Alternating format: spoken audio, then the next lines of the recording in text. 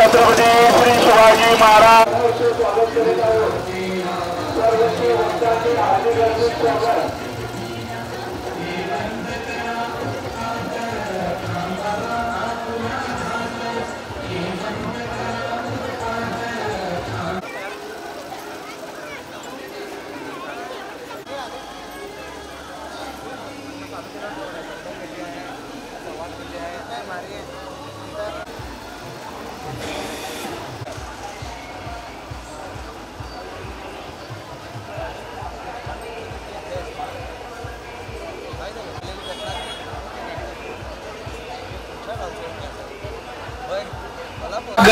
सुस्वागत सार्वजनिक शिवजयंती उत्सव ही एकदंत योग मंडळ विनायक मार्ग समर्थनगर बेळगाव सहर्ष सादर करीत आहोत शिवपुत्र संभाजी महाराज यांच्या जीवनावर आधारित एक ऐतिहासिक सजीव देखावा छावा छावा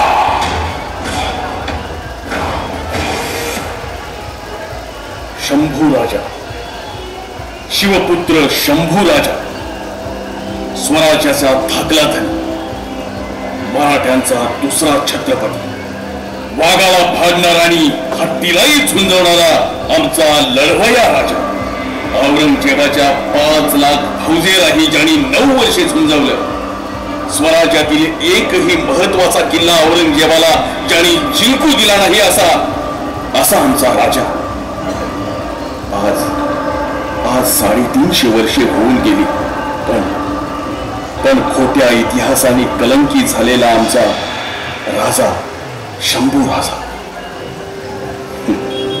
वाईट वाटत खरंच वाईट वाटत खरा संभाजी राजा कोणाला कळलाच नाही अवघ्या 32 वर्षे वयात आपल्या आयुष्याचं सोनं केलेला वयाच्या 14व्या वर्षी बुधभूषण नावाचा संस्कृत ग्रंथ लिहिणारा संस्कृत पंडित राजा 8 भाषांचं ज्ञान असणारा गुणवंत राजा 120 लढाया खेळला पण एकही हार नाही एकही तह नाही असा पराक्रमी राजा परस्त्री माती समान ही शिकवून देणारा आमचा संस्कारी राजा वाघाच्या जबड्यात घालून हात मोजिती तात ही मर्द मराठ्यांची जात ही आम्हा मराठ्यांची ओळख करून देणारा आमचा शूरवीर राजा कधीही आम्हाला समजलाच नाही चला तर मग जाणून घेऊया या मृत्युंजय महापराक्रमी छाव्याची कहाणी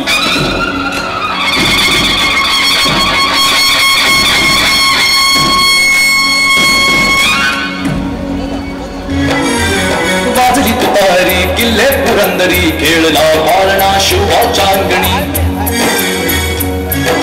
वाजली तुतारी किल्ले पुरंदरी खेळला पाळणा शिवाच्या अंगणी जन्म घेतला सिंहाने नाव त्याचे संभाजी संभाजी संभाजी नरशार्दूल राजा संभाजी राजा संभाजी राजा संभाजी राजा संभाजी नरशार्दूल राजा संभाजी नरशार्दूल राजा संभाजी राजा संभाजी नरशार्दूल राजा संभाजी राजा संभाजी नरशार्दूल राजा संभाजी शंभूराजे अवघ्या 2 वर्षाचे असताना मातृ छत्र हरपलं राणी सईबाईंचं निधन झालं त्यानंतर पिता छत्रपती शिवाजीराजे यांच्या छत्रछायेत आणि मासाहेब राजमाता जिजाऊ यांच्या चालत्या बोलत्या विद्यापीठात आयुष्याचे धडे गिरवत असताना काळा दिवस उजाडला 3 एप्रिल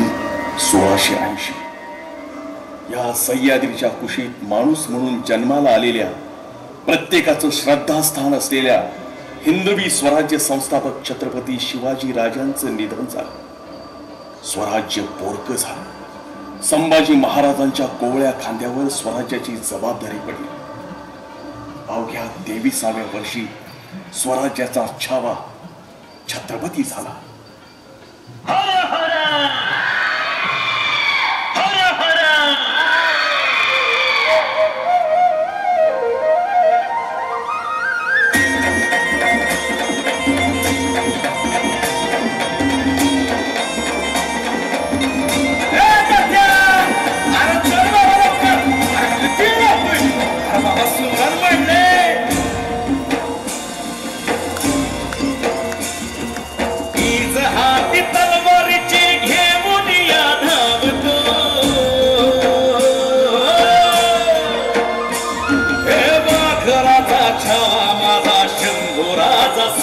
शंभूराजा सोबतो राजा सोबतो शंभूराजा सोबतो शंभूराजा सोबतो गा शंभूराजा सोबतो शंभूराजा सोबतो गा शंभूराजा सोबतो नागराचा छावा माझा शंभूराजा शोभतो. छत्रपती शिवाजी राजांच्या निधनानंतर आरामात स्वराज्य काबीज करता येईल या इराद्याने खुद्द दिल्लीपती आलमगीर औरंगजेब 5 लाखाची फौज घेऊन स्वराज्यावर चाल करून आला. पण संभाजी राजांनी त्याला तब्बल 9 वर्षे झुंजवला. स्वराज्यातील एकही महत्वाचा गड औरंगजेबाला जिंकू दिला नाही. वैतागलेला औरंगजेब स्वराज्य गिळण्याच्या इराद्याने बहादूर गडावर ठाण बांधून बसला.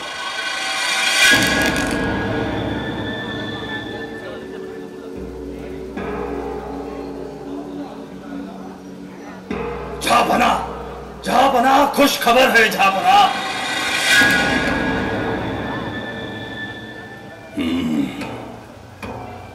क्या हुआ? वो जहनमी काफर बच्चा संभा मर गया क्या? ऐसा कुछ नहीं हुआ, पर तो जाओ अपना मुंह काला करो. इस किले को जीत लिया, उस किले को बेड़ा दिया, ऐसी फिजूल बातें मत सुना हमें. झापना, आपके वफादार महाबत खान ने संभा को कैद करने के लिए पूरा जोर लगाया है. जल्द ही उस काफर बच्चे संभा को हराकर पूरा दक्खन निकल लेंगे हम. बेवकूफ, बेवकूफ हो तुम. 350 पूरे 350 किले हैं संभा के इस दक्खन में. एक रामशेर हीरा 6 साल लड़कर भी जीत ना सके हम, और तुम दक्खन निकलने की बात कर रहे हो. बेवकूफ. देखो देखो क्या है ये, क्या है? शाही किमांश हुजूर. पिछले 5 साल से हमने इसे अपने सर पर नहीं रखा. क्यों जानते हो? जब तक उस काफर संभा को हराकर पूरा दक्खन नहीं जीत लेता, तब तक ये किमाश नहीं पहनूंगा. ये कसम खाई है मैंने. आलमगीर सल्तनत का शहंशाह पिछले 9 साल से इस दक्खन की मिट्टी में भटक रहा है. कैसा शहंशाह और कैसी ये सल्तनत. शहंशाह होकर भी शहंशाह का ताज ना पहनना. और इस्लाम के रखवालों, अरे कुछ तो शर्म करो, कुछ तो शर्म करो. थोड़ा इत्मीनान रखिए. तुम मुझे हिदायत देते हो. मुझे तुम्हें मालूम नहीं आसद, हमारी फौज सिर्फ पागल होना बाकी है. 9 साल से उन्हें घर बार नसीब नहीं हुआ है. अगर हमने हमारी जिद और नादानी नहीं छोड़ी तो एक दिन हमारी कब्र भी यही खोदी जाएगी. जाओ जाओ, कुछ तो करो. जाओ उस काफर के बच्चे संभा को पकड़ लाओ. जाओ. जी हुजूर.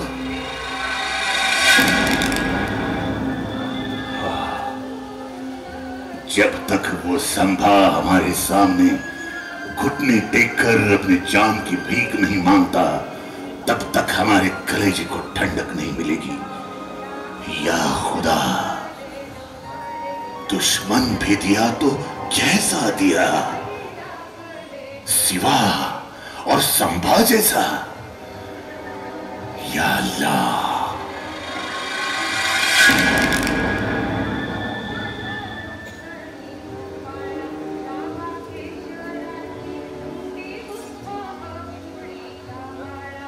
मुजरा राणी साहेब. दादासाहेब आपण? यावं यावं, बसावं दादासाहेब. आणि हो, या घडीला आम्ही राणी साहेब नाही तर आपली बहीण आहोत. हो, शेवटी आम्ही आपले सेवक आहोत आणि सेवकांना आपली पायरी ओळखून राहावं राणी साहेब. बर ते जाऊ द्या, बाळ बाळंतीण कसे आहेत? उत्तम. म्हणजे आमच्या येण्याचं कारण आपण जाणलंच असेल. बारशाचं निमंत्रण ना? अगदी बरोबर हेरलं ताई साहेबांनी. बारशाचं निमंत्रण घेऊन आलोय आम्ही. पण हो, बारशाला येताना आपण एकट्या नाही तर महाराज साहेबांनाही सोबत घेऊन शिरकानाच आपली पायधूळ झाडावी अशी इच्छा आहे आमची. या घडीला महाराज साहेबांना घेऊन शिरकाना? स्वराज्याच्या सीमेवर दुश्मनांच्या फौजा ठाण मांडून असताना महाराज साहेबांना आम्ही शिरकाना देण्यासाठी भरीला घालावं हे योग्य वाटत नाही आम्हास. दुश्मन फौजांची चिंता नसावी ताईसाहेब. सीमेवरच्या मोगल फौजा रोखून धरल्यात आम्ही वतनदारांनी. सुप्त हात शिर्के, सुप्त हात. मोजरा राजे, स्वतःला वतनदार समजण्याची गफलत करू नका. या हिंदवी स्वराज्यात आजपर्यंत आबासाहेब वा आम्ही देखील अद्याप तरी कोणत्याही सरदारांना वतन दिली नाही.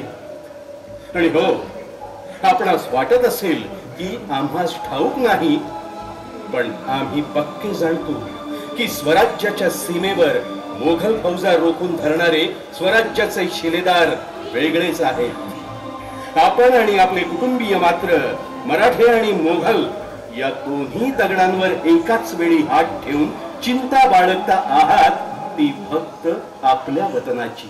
झूट महाराज साहेब, झूट. आमची इमानदारी सर्व साक्षी आहे. ठीक आहे, तर मग बोला गणूजी. आपले चुलत बंधू कान्होजी शिर्के कोणत्या इमानापायी जाऊन मोगलांना मिळाले आणि ह्या घडीला शिरकान सोडून आपण इथं? आम्ही सांगतो, दादासाहेब बारशाचं निमंत्रण घेऊन आले. राणीसाहेब, तुम्हास ठाऊक नाही. बारशाचं निमंत्रण हे फक्त निमित्त. गणोजी आले आहेत ते फक्त आणि फक्त वतनाची मागणी करण्यासाठी. काय गणोजी, बोला. नाही नाही. खराय ताई साहेब. दादा. गणोजी, तुमच्या सारखाच स्वराज्यातील प्रत्येक जण केवळ आपल्याच वतनाचा विचार करू लागला तर काय गत होईल या हिंदवी स्वराज्याची? महाराज, स्वराज्य नंतर, आधी आम्हास आमचे वतन हवे. आणि आपण नाही दिले तर काय गणूजी? महाराज, आपणास ठाऊक नाही, मोगलांनी आम्हास मोठ्या मुलकाची वतनदारी देऊ केली आहे. गणूजी, निघा तुम्ही. सामोपचार संपला. काल परवाचे ते मोघल, त्यांचा जर तुम्हास एवढा कळवळा येत असेल तर खुशाल जा त्या मोघलांबरोबर. तुम्हा शिर्क्यांना अद्दल घडवण्याची ताकद आहे आमच्या मनगटात. काहीही झालं तरी तुम्हा स्वतन देऊन या स्वराज्यातील गोरगरीब जनतेवर अन्याय होऊ देणार नाही आम्ही. चालते बा. गणोजी शिर्के रागाने निघून जातात ते सरळ औरंगजेबास फितूर होतात. संभाजीराजे संगमेश्वर येथील सहदेशांच्या वाड्यावर विश्रांती घेत आहेत. ही खबर ते औरंगजेबास देतात. सक्का मेहुणा पक्का वैरी निघतो. संभाजी महाराज वाड्यावर आहेत ही बातमी मिळताच मुघल फौज सरदेसाईंच्या वाड्यावर हल्ला चढवते.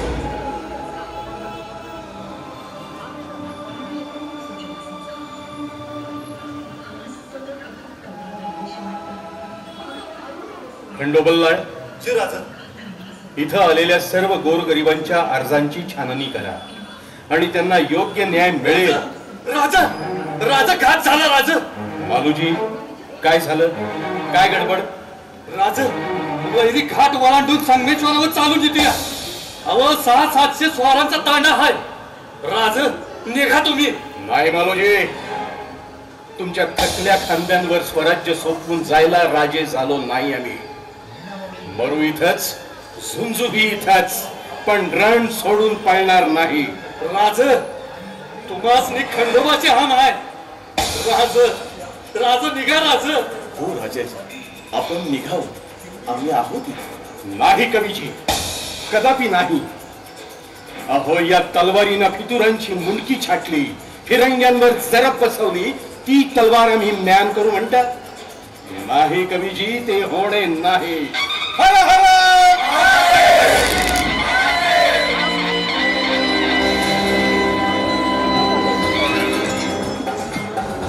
अलगाव!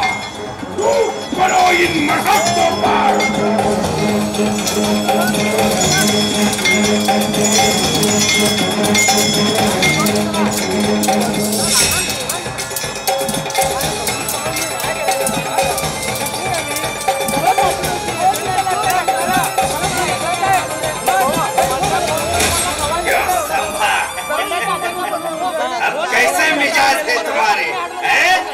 गिधाड्यांच्या थव्यात आणि लांडग्यांच्या कळपात असावे तसे अभी भी इतनी गर्मी? एक दो हथियार! सब्र करो इखलास, सब्र करो। सुरमा शेर शौक से हथियार नहीं छोड़ते। जकड़ लो इसे पहले, डाल दो जंजीरें इन हाथों में और जितनी जल्दी हो सके निकलो यहाँ से। अगर इन मरहट्टों को पता चला तो इधर कब्र बना डालेंगे अपनी। चलो!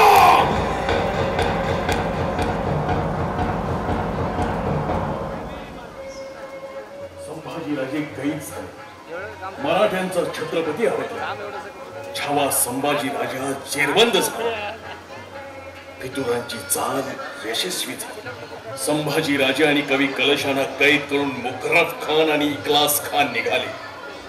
संगमेश्वर ते बहादूरगड हे 350 मैलाचं अंतर चालत 4 दिवसात पार केले। कुत्र माग लागल्यासारखे मुकर्रम आणि इखलास पळत होते, पण दुर्दैव मराठ्यांचं किल्ल्याच्या तटाशेजारून राजांना नेलं जात होतं, पण तटावरच्या धारकऱ्यालाही माहित नव्हतं। गावाच्या वेशीवरून त्यांना नेलं जात होतं, पण गावातल्या वारकऱ्याला आणि गावकऱ्यालाही माहित नव्हतं की आपला राजा कैद झालाय। सर्वांना कळेपर्यंत संभाजी महाराजांना बहादूर गडावर नेण्यात आलं।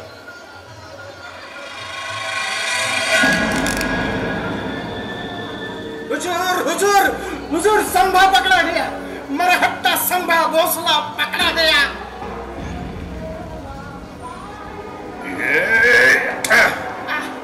बदतमीज!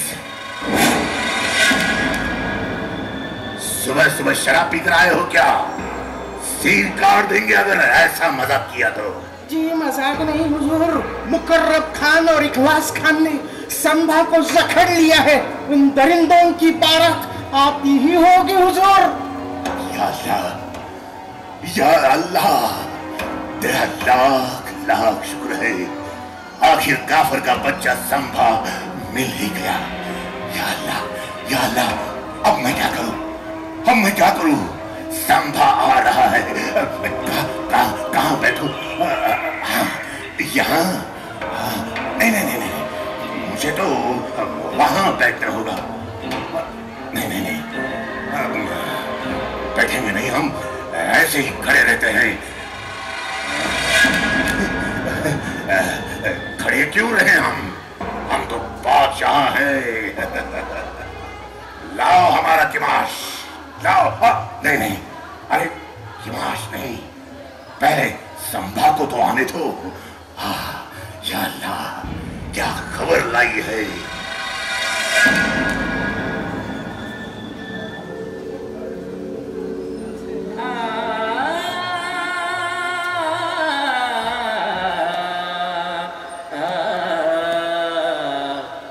मेरा इरादा था के पर्दा तेरा उठा लूं चुपके से। मेरा इरादा था के पर्दा तेरा उठा लूं चुपके से। तेरी सलोनी सूरत देखूं आँख से चूमूं झुके से। मेरा इरादा था के पर्दा तेरा उठा लूं चुपके से।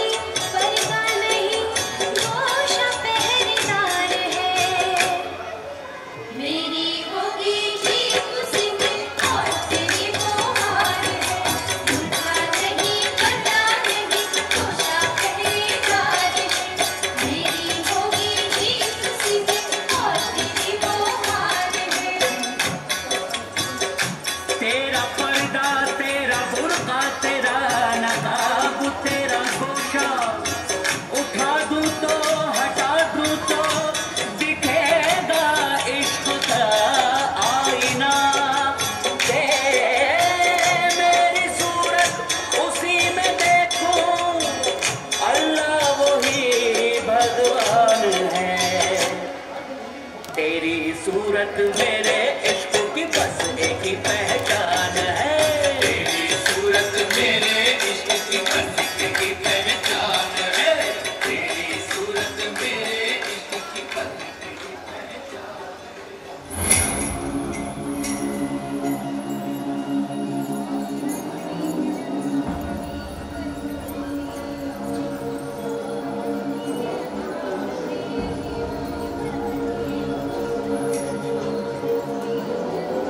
संभा, झुक जाओ अलंपना के सामने। राजा है वो, झुकेंगे नहीं, झुकाएंगे। खामोश! चुप! एकदम चुप!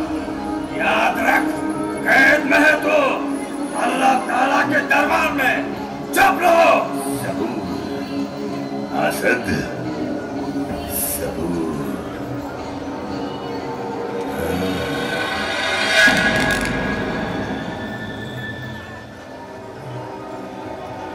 अभी बहुत कुछ पूछना है इसे।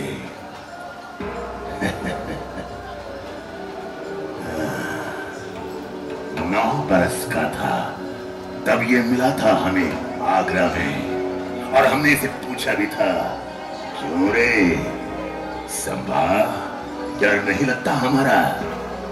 तब इसने जवाब दिया था, हमें किसी से डर नहीं लगता, बल्कि हमारी वजह से सबको डर लगता है। सच कहा था काफिर ने। कभी कलेजे को ठंडक नहीं मिलनी थी इसने, लेकिन नहीं, अब नहीं। अल्लाह की मेहरबानी, आज कैद में है तू हमारे। या अल्लाह।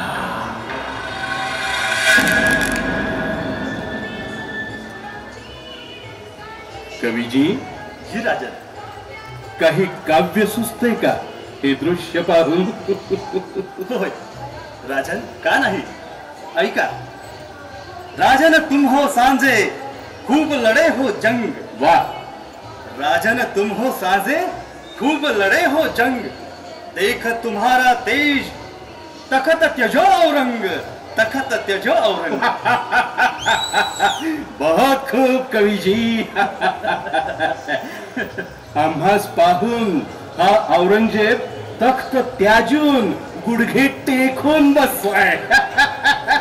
आणखी काय हवं? संभा, काफिर के बच्चे याद रख, हमारी कैद में है तू। औरंग्या, अरे वाघ जरी जंगलात असला तरी आणि पिंजऱ्यात असला तरी वाघच असतो। अरे दगाबाजी करून पकडलेस तू आम्हास, पण विसरू नको, तू आमच्या मातीत उभायस, इथंच तुझी माती करू। बंदी होकर भी इतनी गर्मी। हो आहे गर्मी। तुझी कबर खोदल्याशिवाय ती थंडी नाही व्हायची।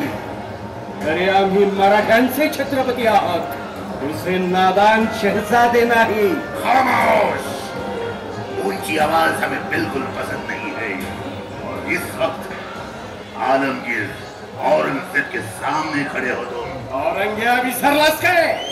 तुझ्याच दरबारात आवाज चढवून बोलणाऱ्या वाघाचे बछडे आहोत आम्ही। मुकरम खान, क्या है ये? बंदी ये है क्या हम? इतनी मिजाज! या अल्लाह, क्या खिलाते हैं ये मरहटे अपने बच्चों को? क्यों नहीं पैदा हुआ ऐसा एक भी शख्स हमारे जनाने में? अरे कसा जन्मेल तुझ्या पोटी संभाजी? तख्तासाठी स्वतःच्या बापाला विष देणारा तू, संभा, स्वतःच्या भावाची खुलेआम कत्ल करणारा तू, कसा जन्मेल तुझ्या पोटी संभाजी? अरे हा संभाजी जन्मेल फक्त आणि फक्त शिवछत्रपतींच्या कुशीतच।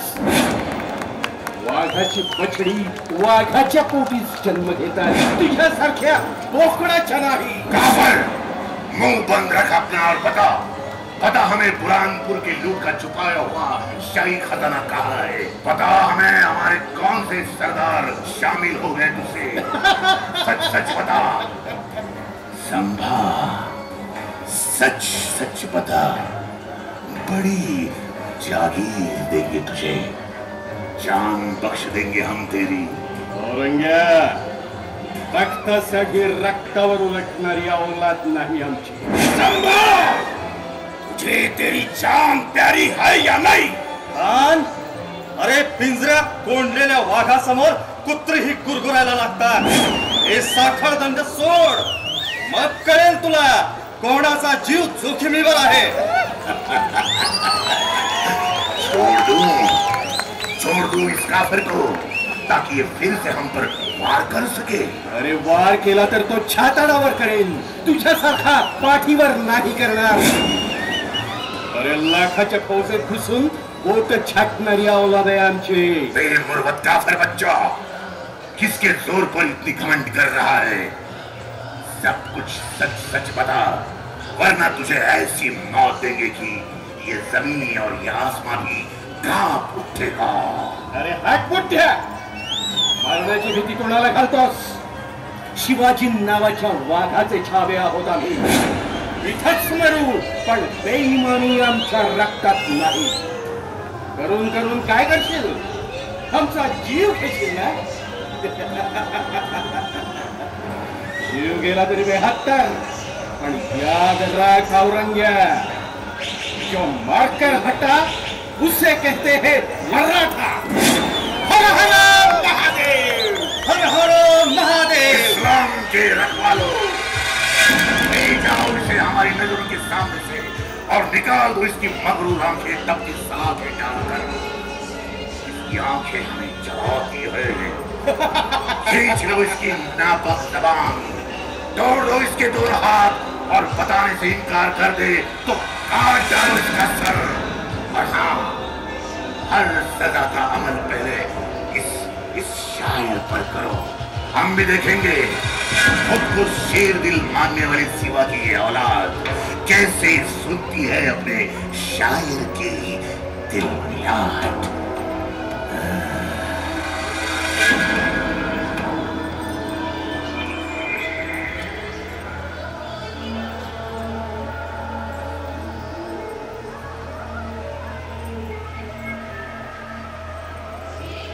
बोल काफर बोल, बेवजह अपनी जान गवा बैठेगा तू। अलम बना तुम्हारा बयान चाहते हैं, मौका है तुम्हें आखिरी। बता बता, वरना सिर काट देंगे तुम्हारा।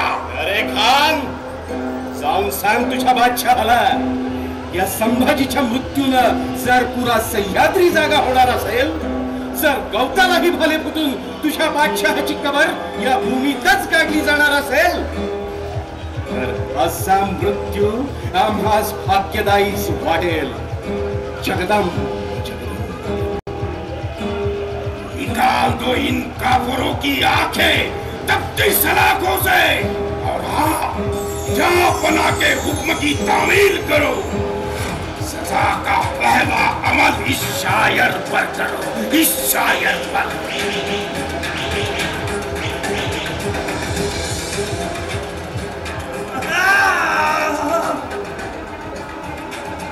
40 दिवस, तब्बल 40 दिवस अत्याचार चालला होता। राजांचं कातडं सोलून काढलं, त्यावर मिठाचं पाणी टाकलं। कुणीतरी यायचा गुडघ्याच्या वाट्या कापून न्यायचा, कुणीतरी यायचा हाताची बोटं छाटायचा। अरे किती सोसला असेल माझ्या राजानं, किती सोसला असेल। आपण शिवछत्रपतींचे पुत्र आहोत, या अस्मितेसाठी, स्वराज्यासाठी, राष्ट्रधर्मासाठी सहन केले तब्बल 40 दिवस। अखेर तो औरंगजेबी म्हणत राहिला, या अल्लाह, किस मिट्टी से बना था ये? हमने आंखें निकाल दी उसकी, लेकिन उसकी आंखें झुकी नहीं हमारे सामने। हमने जबान काट दी उसकी, लेकिन उसने मांगे नहीं अपनी जबान से रहम के 2 लफ्ज। हमने हाथ काट दिए उसके, लेकिन उसने नहीं फैलाए हाथ हमारे सामने। हमने पांव काट दिए उसके, लेकिन उसने नहीं टेके घुटने हमारे सामने। हमने गर्दन काट दी उसकी, लेकिन उसकी गर्दन झुकी नहीं हमारे सामने। सचमुच छावा था छावा, शेर सिवा का छावा। या अल्लाह, ऐ परवरदिगार, तेरे जन्नत के दरवाजे खोल दे। इस मिट्टी के लिए कुर्बान होने वाला एक नेक बंदा तेरे पास आ रहा है। आमीन, आमीन। वयाच्या अवघ्या 32व्या वर्षी आपल्या या रणझुंजार राजानं औरंगजेबाला शरण न जाता मृत्यूच्या वेदीवर मस्तक चढवलं. ज्यांच्या पुढे पातशाही नतमस्तक झाला, साक्षात मृत्यूही ओशाळला, अशा या आपल्या राजाला मराठेशाहीच्या फितुरीनं गमावलं. आज माझ्या राजाला न्याय हवाय. या मातीसाठी मातीत मिसळून गेलेला त्यांचा आत्मा आजही तडफडतो. या सह्याद्रीच्या पटलावर तो नरसिंहाचा छावा आजही उभा आहे.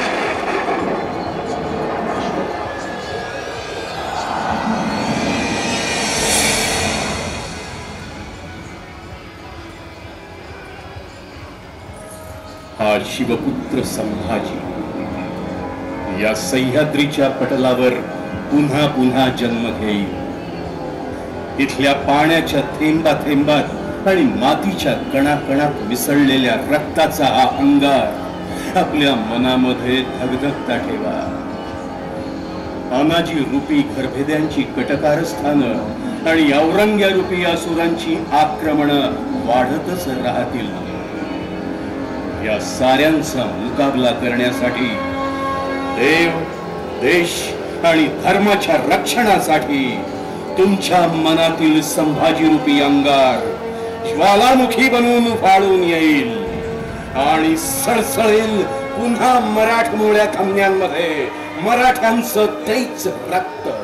तेव्हा होऊ द्या तुमच्या विचारांचे भाले आणि छातीचे निर्धाराचे कोट. अडकू द्या पुन्हा शिवप्रभूंच्या स्फूर्तीची भवानी तलवार अन्यायाविरुद्ध, अत्याचाराविरुद्ध. दुमदुमू द्या सह्याद्रीच्या कडे कपारी एकच गर्जना.